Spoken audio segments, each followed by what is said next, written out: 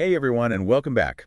We're diving into a real head-scratcher today, the legend of Mothman. Oh yeah, this one's a classic. We've got academic articles, first-hand accounts, the whole shebang, even some folklore analysis to sift through. This should be fun. By the end, you'll see how this thing went from small-town whispers to, global phenomenon. It's crazy how these stories spread. And maybe we'll leave you wondering if there's something more to it all.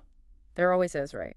What I find fascinating about the Mothman is it really taps into our primal fear of the unknown. That's true with a lot of these monster stories, I think. Totally. And it's a story that's really resonated across generations. All right, so let's set the scene. Picture Point Pleasant, West Virginia. Small town. Yeah, late 1960s. Suddenly there's this buzz about a large winged creature. Lurking in the shadows. Yeah, and the descriptions are surprisingly consistent, like 7 feet tall, broader than a man. Huge. 10-foot wingspan, they said. Wow. Didn't even flap his wings when it flew. That's creepy. And those eyes, glowing red eyes, like piercing the darkness. See, that's what gets me those consistent descriptions. Yeah. Like it taps into something primal. Definitely. Almost like it's coming from our collective unconscious. Like a shared nightmare. Exactly. Yeah. This is a recurring theme in folklore. That monstrous figure embodying our anxieties. Okay, so here's where it gets even more interesting. Many of the initial sightings happen near this former World War II munitions storage site. The TNT area, right? You got it. So could there be an environmental factor? Some people think whatever Mothman was, it could have been a result of exposure to those chemicals. I mean, it's possible, right? Yeah. The human mind, it wants explanations. Yeah. Especially when faced with the unknown. Yeah. A mysterious creature. A place with potential hazards. Easy to connect those dots. And then fast forward to December 15th, 1967. The Silver Bridge collapse. A date etched in the memory of Point Pleasant. Tragedy strikes, the bridge collapses. 46 people lose their lives. That event changed the town forever. Intertwined its fate with the legend of Mothman. The timing of the collapse, just over a year after the first Mothman sightings, fueled speculation that it was a harbinger of doom. Right, and there were a lot of reactions to that. Yeah, of course. Some saw it as a supernatural omen, Sure.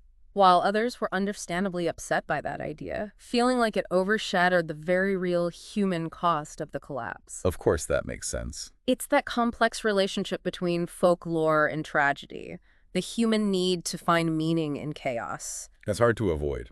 The official explanation for the collapse of faulty eyebar, it doesn't satisfy everyone. Leaves room for speculation, for folklore to fill in the gaps. Right. And that's where John Keel enters the story. Keel. Yeah, journalist, 14 researcher. Studied unexplained phenomena, basically. He believed there were forces at work in the universe that we just don't understand. So he was open to the possibility of the paranormal. Absolutely. And he arrived in Point Pleasant, drawn by the reports of UFO sightings. He went all in on this case. He got deeply engrossed in documenting those Mothman encounters. His book, The Mothman Prophecies, Published in 1975. catapulted the legend onto the world stage. It's like the Mothman Bible for a lot of people. Keel's book was hugely influential in popularizing the Mothman legend. But it's worth noting it also contributed to what some call a narrative hijacking. Narrative hijacking. Yeah, where the creature overshadows the human tragedy of the bridge collapse. I see what you mean. So we've got the sightings, the tragedy, the book, and then the Mothman story gets folklorized, evolves from those initial localized accounts into a more widespread legend with its own lore and interpretations. Happens all the time with these stories. As they spread, they get shaped and reshaped. The details might change, but those core themes, the fear of the unknown, the search for meaning, they endure. And then with that popularity comes commercialization. Tourism festivals, merchandise galore. Point Pleasant becomes Mothman Central. Creates a complex dynamic, right? For sure. Some residents embrace the economic benefits, while others feel like it exploits the tragedy. Yeah, it raises those questions about how we as a society deal with events that blur the line between tragedy and folklore. Where do you draw the line between remembrance and commercialization? It's a tough one. Now, while many people are drawn to those supernatural aspects of Mothman, there are always alternative explanations. Of course. Could it have been a misidentified large owl? Some sort of military experiment gone wrong? It's healthy to question. We have to examine all the possibilities, even the mundane ones. Sometimes the simplest explanation is the most likely. Right.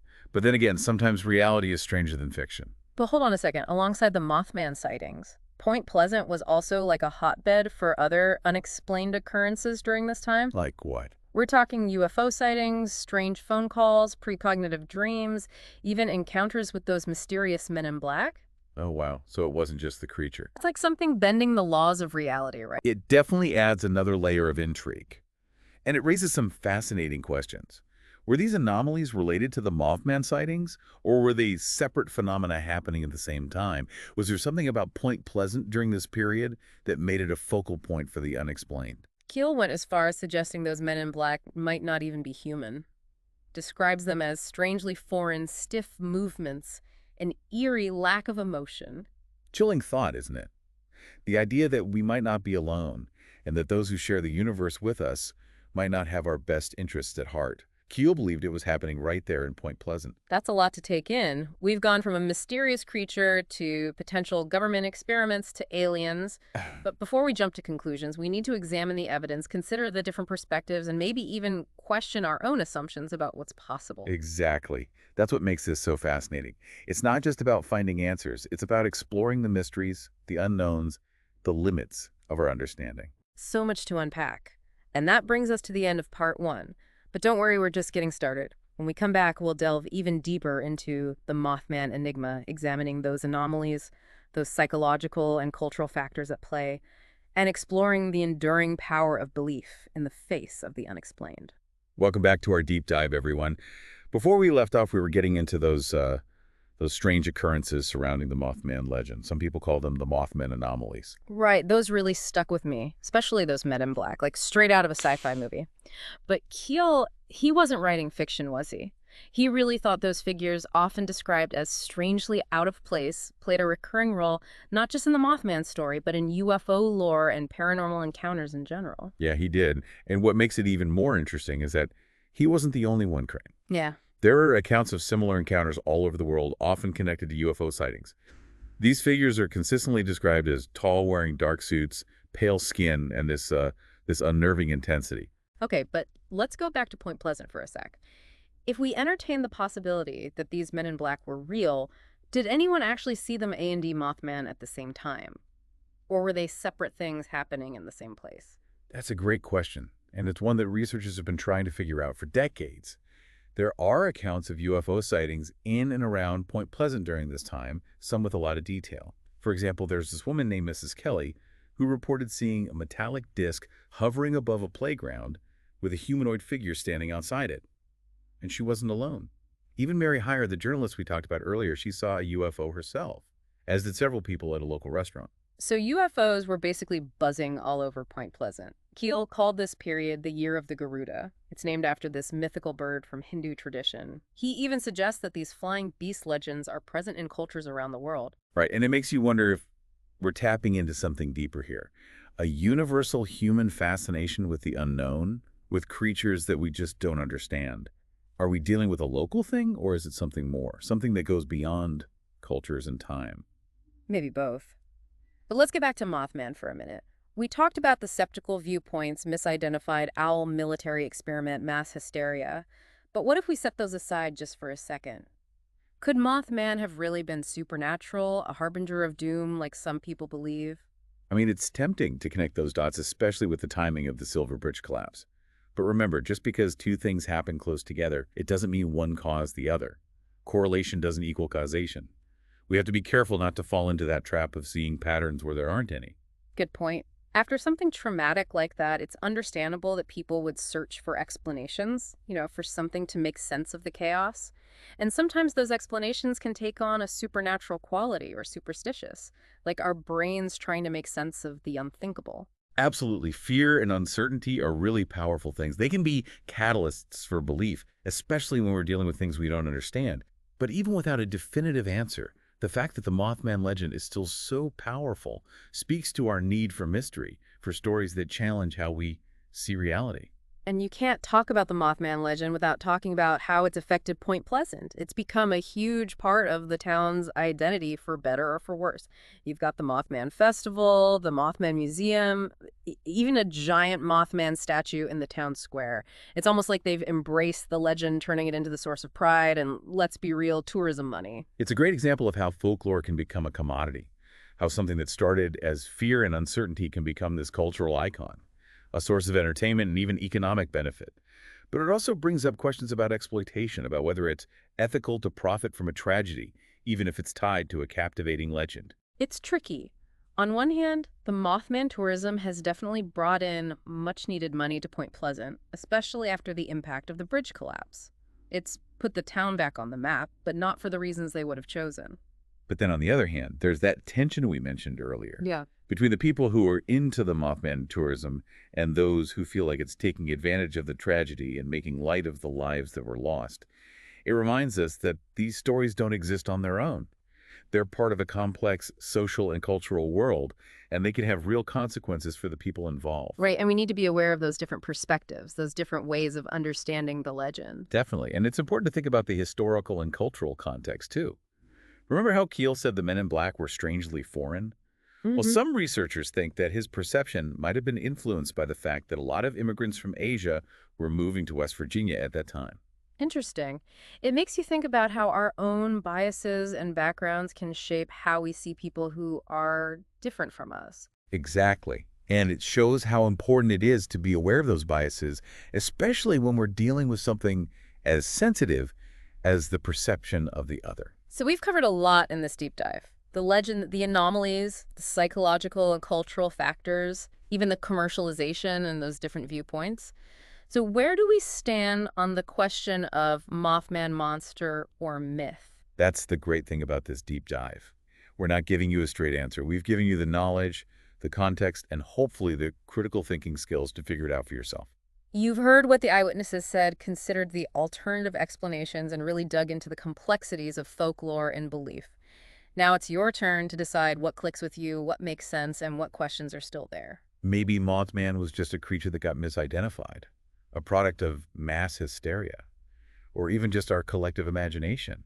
Or maybe there are forces out there in the universe that we just haven't figured out yet, and Mothman was a peek into that unknown world. It's a lot to process. It is. But it's this exploration, this willingness to delve into the unknown that makes the Mothman case so captivating. Exactly. And it's that spirit of inquiry that we'll keep embracing as we go into the final part of our deep dive. Stay with us. Okay, deep divers, we're back and ready to wrap up our exploration of the Mothman mystery. Last time we were talking about John Keel and how his perspective might have colored how he saw things in Point Pleasant. Keel's 410 worldview definitely added another layer to this whole thing. He wasn't just writing down sightings. He was trying to understand them through this lens that embraced the paranormal and how all these unexplained events might be connected. Like he was trying to find the bigger picture, the meaning behind what was going on in Point Pleasant. But like we said, that approach can have its own issues, like bias and potential mistakes. For sure, it reminds us that even the most careful researchers are still human. They can be swayed by what they already believe. We got to be critical of our sources and consider where they're coming from. Now, talking about perspectives, you mentioned something before about emic and etic views of the Mothman legend. I know the Mothman story, but those terms are new to me. Can you break those down for me and our listeners? Absolutely. Think of emic as the view from the inside, the perspective of the people who live in Point Pleasant who actually experience these things. It's their story, their reality. And etic is the view from the outside, the one that's usually shaped by media, what academics say, and even the commercialization we talked about. So you're saying there's a difference in how the locals see Mothman compared to how the rest of the world sees him. Exactly. For a lot of people in Point Pleasant, Mothman is tied to the tragedy of the Silver Bridge collapse. It's a part of their history, something that's both scary and fascinating. But it's also a reminder of the people they lost and how that event changed everything. It's very personal and real to them. Well, in those outside Point Pleasant, it's more like a mythical creature, a pop culture icon that's kind of separated from what really happened. Yeah, Mothman's become part of folklore. He's been commercialized, even sensationalized. And that can feel exploitative to the folks who are actually there. It goes back to that tension we discussed, finding the balance between making money from a legend and respecting the memory of those who suffered. Right. It's a tough situation. It's important to be aware of how we approach these stories and to acknowledge those different ways of seeing it. Definitely. And the historical and cultural context matters too. Remember how Keel said those men in black were strangely foreign? Some researchers think that what he saw might have been influenced by the fact that a lot of immigrants from Asia were moving to West Virginia during that time. That's a good point. Makes you think about how our own biases and backgrounds can shape how we see people who are different from us. You got it. And it shows how important it is to be aware of those biases, especially when we're dealing with something as sensitive as how we perceive the other. So we've covered a lot in this deep dive. The legend, those weird anomalies, the psychological and cultural stuff, even the commercialization and those different perspectives. So where do we end up on the question of Mothman, monster, or myth? Well, this is the cool thing about this deep dive. We're not here to give you a simple answer. We've given you the info, the context, and hopefully the tools to think critically and reach your own conclusions. You've heard from the eyewitnesses, considered other explanations, and dug into the complexities of folklore and belief. Now it's up to you to decide what feels right, what makes sense, and what questions you're still left with. Maybe Mothman was just an animal that got mistaken for something else. Maybe it was mass hysteria. Or maybe it was all in our heads. Or maybe there are forces out there that we just don't get yet, and Mothman was a peek into that unknown world. Whatever you believe, one thing's for sure, the legend of Mothman keeps fascinating and challenging us. It reminds us that some of the most interesting mysteries are the ones that stay unsolved. Thanks for joining us on this deep dive. We hope it gave you something to ponder, something to chat about, and maybe even something that'll make you look up at the sky and wonder what else is out there.